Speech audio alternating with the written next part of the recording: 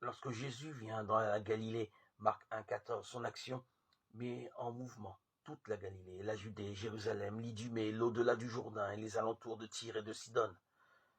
Marc 3,8. Mais à côté de ces indications topographiques, l'évangile de Marc dessine aussi les contours d'une géographie symbolique dont la mer est le point d'ancrage. C'est au bord de la mer que Jésus appelle 4 pécheurs à venir derrière lui. Marc 1,16. C'est encore au bord de la mer que cet appel touche Lévi.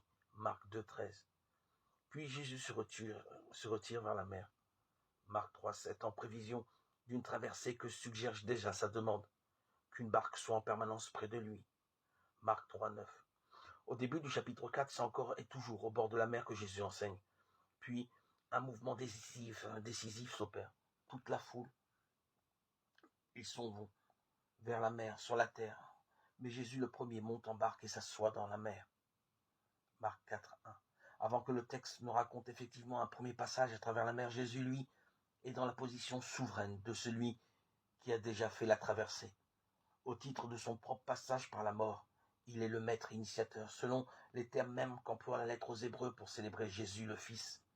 Il convenait que celui pour qui et par qui sont toutes choses rendit accompli à travers des souffrances, le chef initiateur, qui conduit à la gloire une multitude de fils et fonde leur salut. Hébreux 2,10.